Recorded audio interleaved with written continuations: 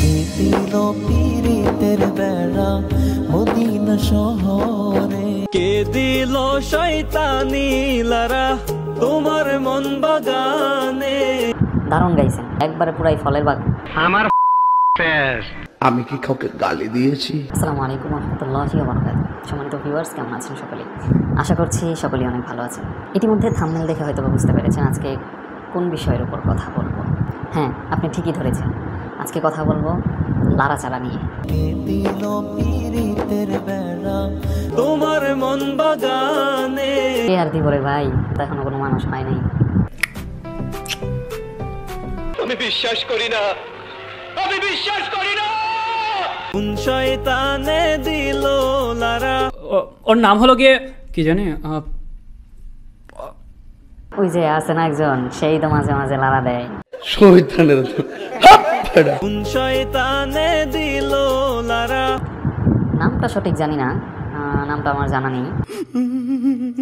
আল্লাহ রাসূল ভুইলা তুমি, নামাজ রোজা ছাইরা তুমি, নবীর প্রেমে টানে আমায়, নবীর প্রেমে টানে।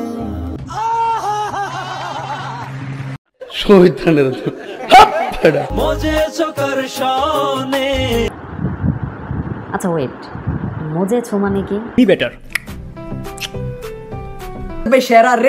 ও আচ্ছা, এখন বুঝলাম, এই মজা সেই মজা। আজ প্রথমবার কইছস তাই মাফ করে দিলাম, কিন্তু দ্বিতীয়বার যেদিন কবি সেই দিন তোর কলজাটারে তাই না বাইর করে আমি ওজন করুম। পরিষ্কার, আমার ভুল হয়েছে, ক্ষমা করে দেন। সবই ঠিক আছে, কিন্তু ব্যাকগ্রাউন্ডে কেমন যেন একটা মিউজিক্যাল সাউন্ড পাচ্ছি। কে দিল শয়তানি লারা। কেমন যেন গিটারের একটা বেজ বাজতেছে, বিগ গিটারের একটা শব্দ পাওয়া যাচ্ছে। আপনারা পাচ্ছেন কিনা একটু কমেন্ট করবেন তো। আবার দেখবেন গিটারের বেজের মাঝে মাঝে একটা ঢোল তবলা এই জাতীয় কিছুর একটা আওয়াজ পাওয়া যাচ্ছে। আসলে দফ বাজালে তো দফের আওয়াজ এরকম হওয়ার কথা না।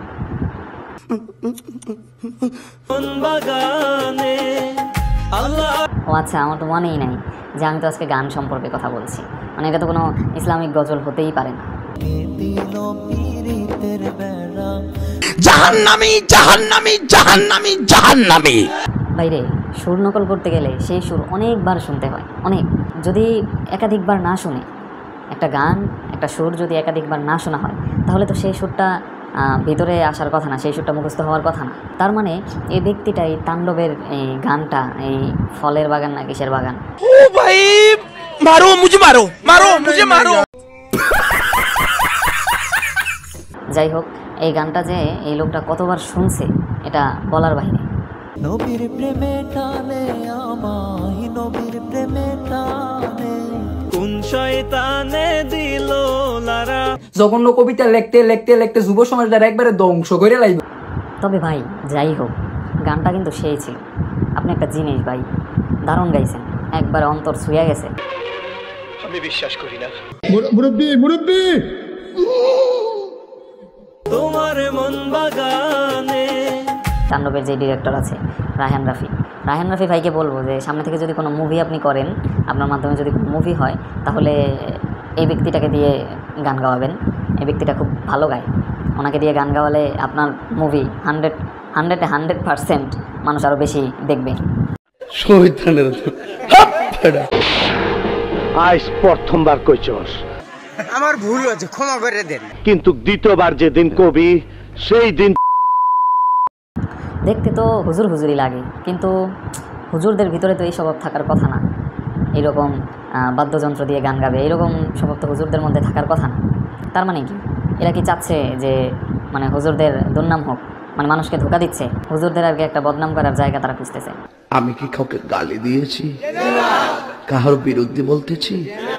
কথা কি ক্লিয়ার না ভেজাল আছে? তবে ভাই গানটা যা গাইছেন একবারে পুরাই এক ফলের বাগান কইলে ভুল হইব, শত শত ফলের বাগান। অহন্ত মাত্র লেখা শুরু হয়েছে। তবে আমার দেহা মতে মনে করেন আমনেতার মতো নিম্নমানের কবি আর দুনিয়ার ভিতরে আমি দেখছি না। আমার শয়তানের। তবে দর্শক, একটা বিষয় কি, আমি এটা আগে জানতাম না যে শাকিব খানের ভক্তরাও এত ভালো শিল্পী, মানে এত দুর্দান্ত গায়। এটা আমার আগে জানা ছিল না। ইদানিং কিছু কিছু ভিডিও দেখে আর কি এটা আমি জানতেছি। এতক্ষণ তো অনেক কিছুই বললাম, তবে একটা বিষয় কি, এই বিষয়গুলো নিয়ে যারা কাজ করে তাদেরকে বলবো যে ভাই, একটা গান, মিউজিক্যাল গান ট্রেন্ডিংয়ে আসার সাথে সাথেই আপনারা যে এই যে কাজগুলো করেন, গানের সুরটা নকল করে আপনারা ইসলামিক কিছু কথাবার্তা দিয়ে দেন, এটা আসলে ঠিক না। কথাবার্তা দিয়ে দেন, আবার টাইটেলে লেখেন যে অমুক গানের ইসলামিক ভার্সন। তার মানে বোঝা যায় কি যে আপনারা ভিউর একটা ব্যবসা, মানে ভিউ ব্যবসা করার জন্য এই গানটা বানাইছেন। বিউ ব্যবসার খেলা। শয়তানের দল। আপনারা যে বলবেন যে না, এই গানের সুরে আমরা কিছু ভালো কথাবার্তা তুলে ধরছি, এটা কিন্তু না। এটা বলার আপনাদের কোনো সুযোগ নেই, যেহেতু আপনার গানের টাইটেলে কি ব্যবহার করেন, অমুক গানের ইসলামিক ভার্সন।